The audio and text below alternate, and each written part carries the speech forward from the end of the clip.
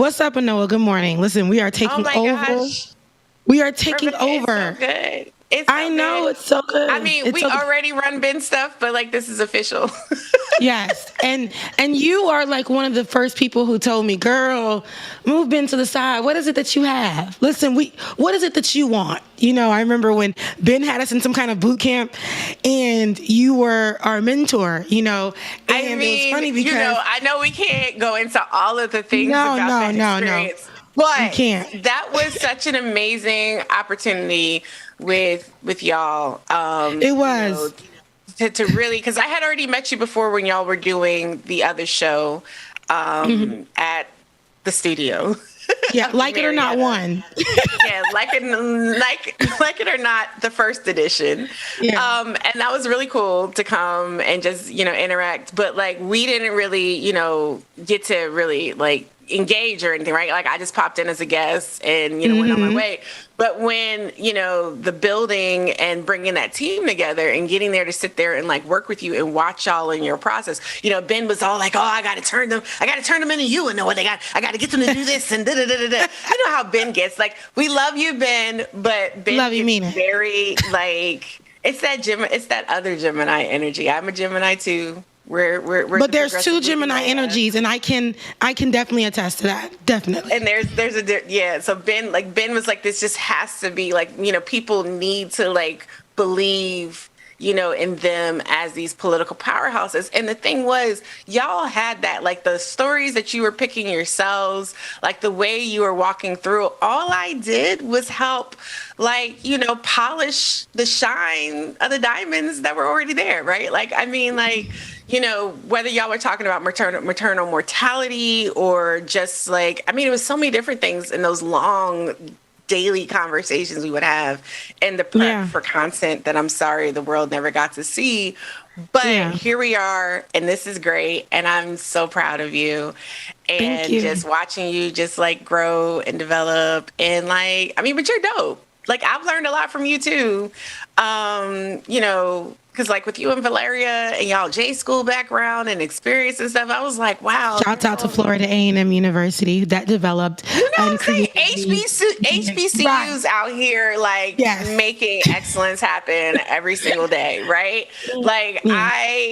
I just one thing that I have learned over the past, I was just tweeting that this is, I think, the third time I've done like a ladies takeover of Ben's show, and the first one was 6 years ago, approximately. Wow.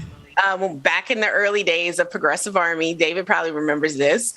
We had, a whole crew of women that were working, with Progressive Army on the back end, doing different things. And we did a ladies takeover, and then we did another conversation, I think like a Sunday chat that Ben let me pull together, and he ran on his YouTube channel as well. But like through all of that, what I appreciate the most is being able to engage and see like these beautiful minds that exist that aren't necessarily like the big names that folks are finding on MSNBC or CNN or wherever, on the morning, who are just really doing really amazing and impactful work. And I want to just give a shout out to Wendy Muse in particular. You might know her on Twitter as Muse Wendy, who has been doing this really amazing project. I mean, Wendy has a 2-year-old, a little one at home, but is doing this amazing work around providing. Oh, she has a pandemic baby. I'm trying to think if she was born during the pandemic or right before the pandemic, but yeah, it's been amazing, like watching that journey, but her organizing and how she has shifted and still doing, what she feels is the work. Has been amazing to watch. And so she's been doing this thing where she has been like raising money to gather N95s for people who can't afford to buy them. And while it's smaller scale than what we would have expected from our federal government response, having that mutual aid from folks like Wendy and that work, as we are in year 3, of this pandemic, because even though, everyone says it's all good. I mean, Georgia never shut down, really. Never. It still is very real for folks out there, particularly those of us who are immunocompromised or have other, health issues and stuff. So I just want to, give a shout out to, the many ladies of Progressive Army, Benjamin Dixon Show past. And as we, kiki here in the present. So Yeah. I love it. I love it. There's so many. I love that we can do this. I love that there are so many people that Ben has had in his life in different stages and was able to pull us together and bring us together. So you know what? I will say, Ben, good job. Kudos to you, because I would have never known Anoa or gotten the chance to even interview Georgia and now work alongside her. Even with Valeria, working alongside Valeria. Thank you, Anoa, for helping develop us into, who we are today, and even putting us to the side and being a mama bear, or excuse me, an auntie to us, and having, conversations to help flesh things out and build us, especially in this space where it can get really, really dark. It just shows that there's different levels of women, and just because and when I say levels, we're all in different places, in our lives, in this moment, in this particular space, and it's always good to get, how Haitians say, bon conseil, good advice, and be, somebody who can have a listening ear. So I like that for us in this space. There is a stigma attached to women who look different, who aren't doing the same things, who have different personalities. But I think right here it shows that, we're all fighting for something. We may not even be on the same page of a lot of things, but we're all fighting for people who look like us. And I think that's great that we can have those conversations here. So thank you for that. With that being said, there's so much going on in Texas, and I've been seeing your tweets. I've been seeing your conversations. If you guys don't, you guys should definitely head over to Twitter to follow The Way with Anoa right here on the screen, as you can see under her name, because honey be tweeting, okay? She tweets. She has these conversations. She can give you a simple sentence that'll put you to bed, okay, when it comes to certain topics. Right now, the topic is Texas and abortions. Listen, Anoa, what's going on in Texas? I mean, Texas is like in a race to the bottom with several of the states, it seems like, to just deprive any and everybody of all rights, opportunity, and existence, right? Like, I mean, just this intense escalation that we've seen, beginning with, to be clear, like, on the abortion front, a lot of these restrictions and other instances of trying to erode access to abortion have long existed, right? Like, going back to once Roe became law itself, you see, immediately states passing laws. We have seen incrementally over the years this happening. What we're currently seeing in this very sharp and severe erosion. So in 2019, we had a wave of these 6-week abortion bans, which are nearly total abortion bans, basically, right? Because at 6 weeks, most people don't even know that they're necessarily pregnant, right? This is 6 weeks after your last menstrual period, not necessarily 6 weeks. The way they count and stuff, like, you wouldn't necessarily know that you're pregnant, right? Yeah. And so, but a lot of those bans got struck down by the courts and things of that nature. Like here in Georgia, the 6-week ban is actually pending at the 11th Circuit Court of Appeals, waiting. They put a hold on that case, awaiting the Supreme Court's decision in Dobbs v. Jackson Women's Health Center. That's the Mississippi case that has kind of set this current frenzy in motion. But so you have states that are rushing to have their laws. I mean, there are tons of states that actually have trigger bans on the books. That means that if the Supreme Court does decide to do away with Roe, then these different abortion bans in various states will immediately go into effect, or have a certain time period where they go into effect. You have other states that have these various varying degrees of restrictions. So we're talking about Texas, but Florida has. Florida, in terms of the South, has been one of the more permissive states in a place to be able to get abortion. It's actually some place that people have been able to travel to when the laws in their own state have been too restrictive or prohibitive. And so when Florida, or you have other states like Oklahoma, you have other nearby states where people were previously going to because their state has limited the rights so severely, now also doing the same thing, it causes beyond a regional, tidal wave of restriction to access. And some folks are like, well, there's abortion, there's adoption as an option, or, all this other stuff. And it's like, that's cool.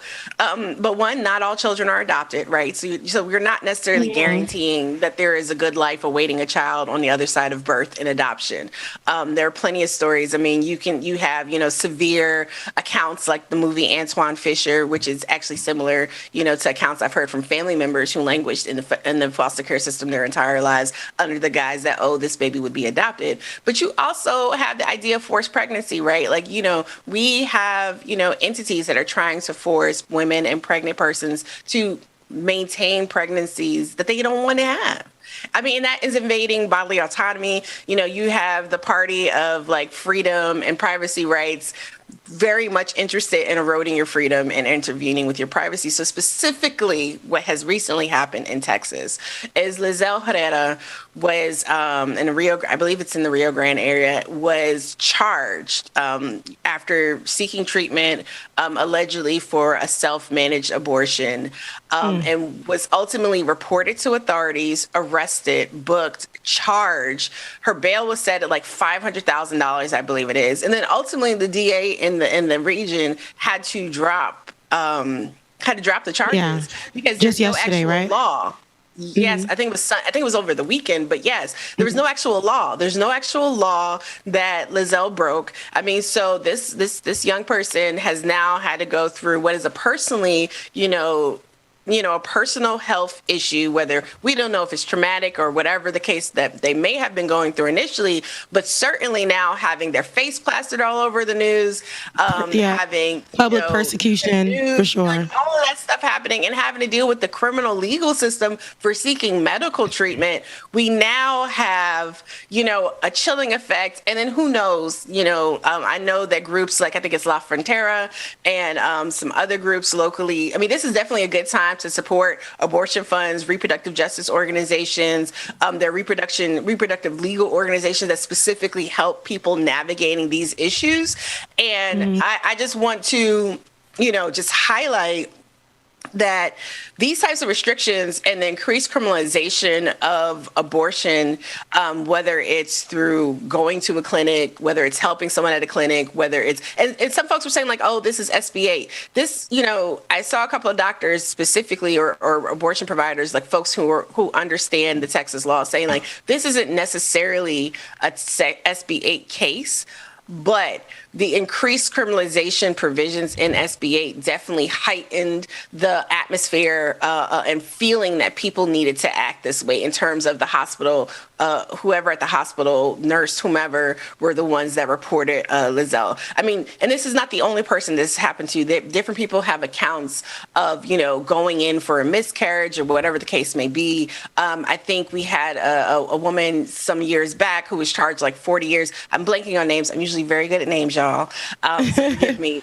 But we, cancer brains sometimes, but we have these different accounts that have made it to the media, and probably so many more that we don't actually know about, of people going to seek treatment. Now, we do already know about the disparities in healthcare, particularly with Black and other women of color, and how they're seen as pain seeking or not taken seriously. But this is another side to that same disparity in healthcare, the racism in the medical, field itself. But some of these things that we have seen, I saw a really good point someone made earlier that, we're starting to see these attacks starting to happen on rural, low-income white women as well, right? So it's really, a sharpening of who people find desirable and how they're trying to curtail, restrict, and even eradicate their right to make decisions that exist. And so would you say... I'm going to go ahead, because I can just go on.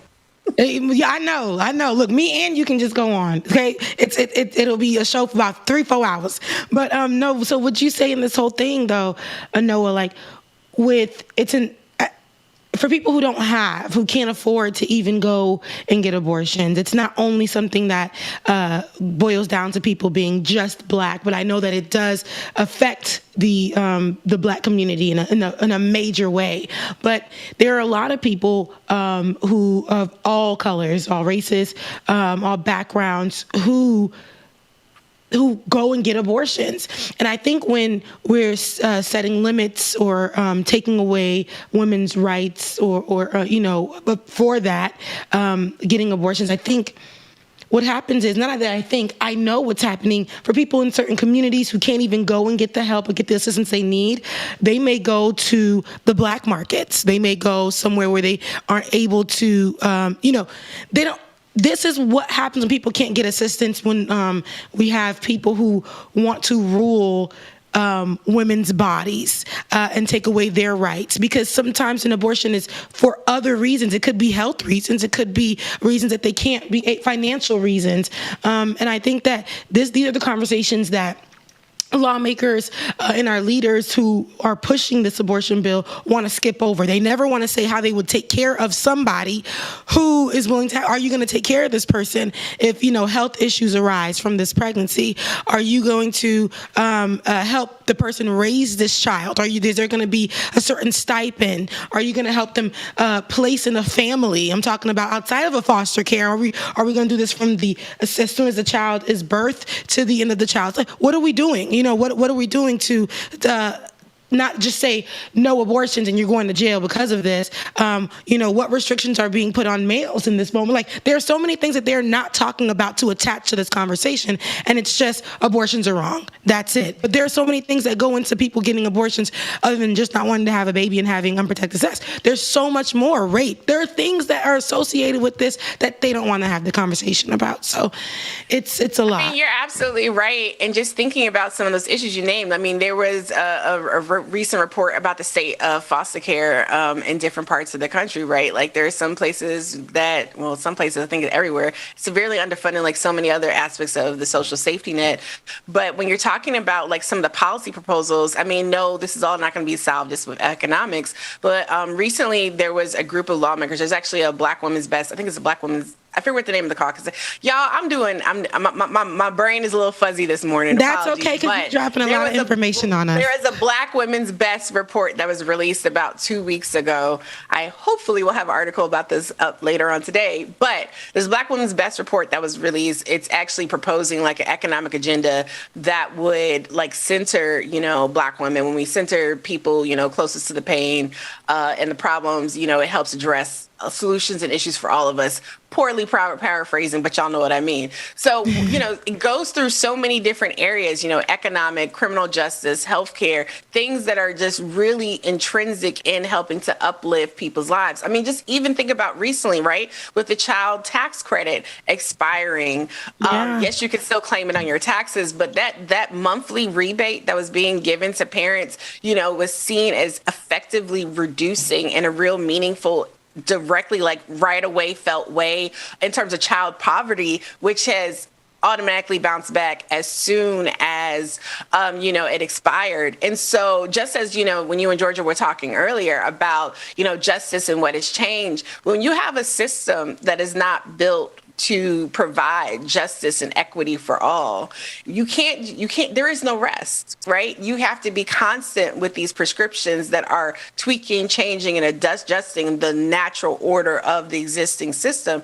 And so, allowing things like the child tax credit to languish while at the same time trying to push and force people into parenthood, not providing for, better access to maternal health care. Like, there are standards around like Medicaid, providing Medicaid for mothers postnatal, like after they give birth up to a certain, I think it's like 24 months or something like that. You have some states like Georgia just pushed it to 12 months, but you have some states, because that prenatal care, when we're talking about maternal mortality and maternal health, it's not just like during the pregnancy itself, right? That aftercare is also equally important. And part of that aftercare also includes mental health, because postpartum depression is real. Like I myself, had postpartum depression and was just like, well, I'm so proud, I'm young, I could do this or whatever, and did not necessarily get what I needed at the time in terms of supports. And so we need to make sure that there are all the different pieces, the more holistic approach to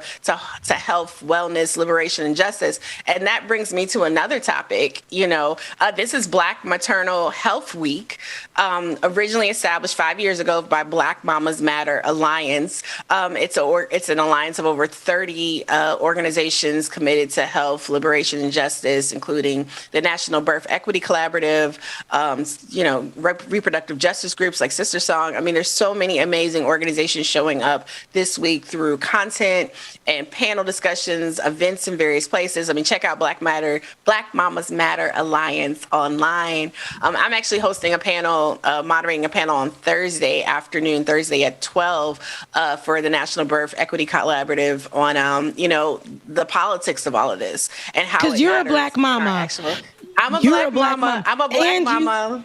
You're surrounding this conversation that, okay, not only are you a mother, but we're talking abortion. We're talking all things maternity. We're talking all, these conversations. All things health. Yes, all things health for Black look, all year, every day, all year after that, we're gonna be celebrating Black people in these topics, and I think this conversation is deep, and coming from Black mamas and Black women who have lost children, or Black women who have had abortions, and just Black women in health, I think is a big deal. I almost think that sometimes it's put under the radar in discussions, although we know that there are major disparities when it comes to Black women in health, and us having to save ourselves every time. And I think you being a part of the panel is you being superwoman and dropping some gems for us to save ourselves in these times. So, it being, you said Black Women's Maternal, what is it? It's Black Maternal Health Month. It's Black Maternal Health Week. This is Black Maternal Health Week. It is the fifth week. I believe. Yeah, it's the fifth. This is the fifth year that this has been an annual thing. This is actually the second year that the White House has recognized it through proclamation.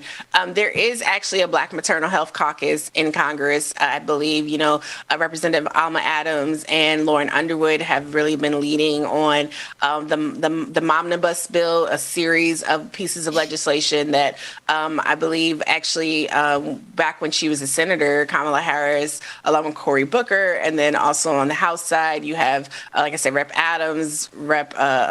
Underwood, Ayanna Pressley, and other folks who have tried to pull together different pieces of legislation. I mean, now you add to the ranks people like Cori Bush, and we have, when people wonder about the purpose of some of these congressional elections that are coming up, you have representatives, you have state elected officials like Summer Lee and Attica Scott, Summer Lee in Pennsylvania, Attica Scott in Kentucky, who are looking to step up and move up to that next level at the congressional level to be a part of the push. Because, I know different people have different issues with folks in Congress, and I'm not going to be all like, oh my God, but they're perfect and they're our friends. But I do see the value of them driving particular conversations, of them pushing different things to a vote and building more of that capacity and coalition and understanding why this is important and why we need to be moving forward on, Black maternal health, because improving Black maternal health improves maternal health. Like the United States as an industrialized nation or whatever, I hate that antiquated colonialist language. I need to find better words than what the colonizers taught me. But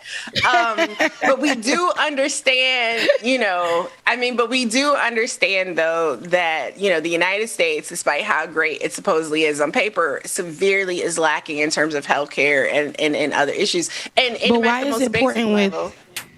is it important to highlight Black maternal health? I mean, specifically, when you see the disparities, Black women as compared to their white counterparts are 3 times more likely to have complications or die, when we're talking about pregnancy and maternal health, right?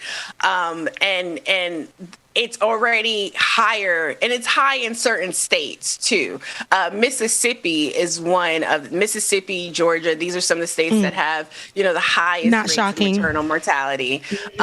These are also states that have refused to expand Medicaid. And then nationally, we don't have a universal healthcare system, right?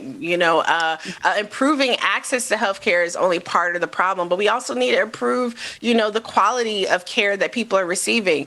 Folks who follow me or have heard my story know that I was diagnosed with a rare cancer 2 years ago. But for about a year and a half before that, I had complaints of, or maybe about 2 years before that, I had increasing complaints of pain, indigestion. I was told constantly it was just acid reflux, take this over-the-counter medication, whatever. Turns out I have this rare cancer that requires this really expensive treatment for me to function, right? Yeah. And so, but part of having someone take me seriously was having a white girlfriend when I got to the ER to make sure I was not only properly cared for, but actually admitted.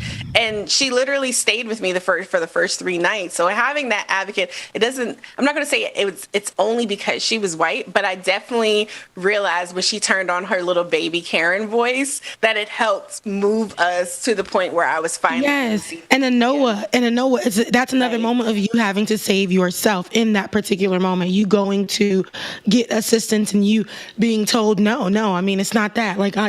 And then, you having to bring in, white Karen, your friend, to help. I love her. Get you she knows to check that Karen voice. She knows to. She turned it on at the right moment. And it benefits and it helps. And it's crazy because I know a few years back for me, when I was working at Like It or Not One, I had actually was going, like I was having these pains and I was like, gosh, what's going on? Finally went to the hospital, and they were like, oh, it's just a little pressure around your uterus. It's nothing that's, so serious. And I kept going back for like that whole week. And when I told my boss at the time, they were saying, that's not such a big deal. What's happening with you? It was debilitating that I had to sit through one show, like literally feeling a rupture happening down there around my uterus. And so when I finally went to the hospital that evening, they were like, oh my God, they rushed me to the back after sitting in that hospital area for about maybe like 8 hours. And just dying. I was like on my knees, and you guys know I don't do germs, but I was like on my knees laying on my sister's lap in pain. And when I finally went to the back, they were like, oh, yeah, we're going to have to do surgery on you right now. It looks like you had some tumors surrounding your uterus burst, and we're just going to have to do it right now, like right now. And I'm like, I've been going to the doctors for a week, and they've been saying, oh, it's nothing, it's whatever, it's nothing, it might be this, it might be that, telling me I'm having all kinds of diseases or I'm sick or whatever. And finally, when it got to that point, I was like, y'all, I had to push pause on getting the surgery. Why? I didn't have insurance. I didn't have insurance. So I had to go. Mm-hmm. Oh, I was going to say, Rebecca, I'm sorry to interrupt. Good morning to both of y'all.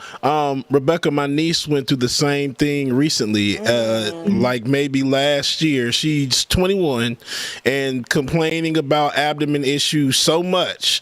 And finally, it got to the point to where she went to the hospital, was in so much pain. She's been passing out because she's in so much pain. Mm-hmm. Finally got to the hospital one day. The pain had gotten so bad, she passed out. They took her back there, and they discovered that she had things rupture in her fallopian tubes around the uterus and everything else. Yep. And had they not brought her to the hospital then, she would have passed away. Yeah, and they kept sending me back home, and the pain. So I understand, and this is something that is pretty common. But when Black girls and Black women are going to these hospitals and showing that they don't have the funds to pay, they kind of write you off, and it becomes like, okay, she may or may not have the funds. I may or may not want to assist her, and that's pretty much what happened with me. And finally, I know I was talking to a few people, and I remember going in one time, didn't even know. I had to go and find a specialist and just go get insurance from the state. It didn't help me get exactly what I needed. But I had somebody who was like, okay, just go to the specialized hospital. When I went there, they almost treated me as a favor for a friend. We'll work on her as a favor for a friend. And I was going to doctor's appointments not knowing what they were going to do to me. Before the doctor's appointment, I would ask, and they would just say, yeah, just come in. And there was one time I had a biopsy done on me, and I had to go back to work. It was the worst pain ever. And I called Ben to tell him I was not going to be able to come back to work. And I just bust out crying because I didn't know that was what was going to go on with me. After the surgery, when I finally got the surgery, it was like a whole moment in that moment. I got the surgery. A white woman, when I opened my eyes, was the first thing that I saw. And then I had 3 Black nurses just coming out of nowhere. And the white woman was like, where y'all coming from? And they were just like, we're just going to take her to her room. And they were like, there is no room for her. They're like, well, we found one. When they brought me into the room, they were like, get up right now. You need to start walking. You need to start, I know that we got to get you into the bathroom. We got to get you to start walking, because what they're going to do is they're going to try to keep you here. They're going to start charging you more. They're going to start dragging you up a little bit more. And you just had surgery, but you're going to be good. I know I've gone through this myself. We got to get you home. We got to get those muscles worked out. You cannot be in bed all day. They saved me. They saved me from more bills, from me just sitting there. And they were like, you have to exercise that area. You got to rub it down. They gave me what I needed. I went home and everything was fine. And then I got a Black doctor who was telling me, after the fact, when I went to the doctor, they were saying they were still seeing cells and things like that, cancerous cells. And I got a black doctor, and she was saying, well, let's go this way so that we can heal it. And I was able to, after 2 years of that, being able to get insurance and finding a doctor, a black woman who can assist me to heal that. After like 5 years, it's like the circle that we go through. So black women are put on the bottom of the totem pole when it comes to getting health care, whether or not you have finances. I remember the story of Serena Williams constantly telling a doctor after her, giving birth to her child, I'm getting blood clots. I got blood clots. And they're like, we know better than you. Serena got way more money than both of us. Exactly. So it's literally just us being black women, and they just think they're either strong enough or they ain't got the money.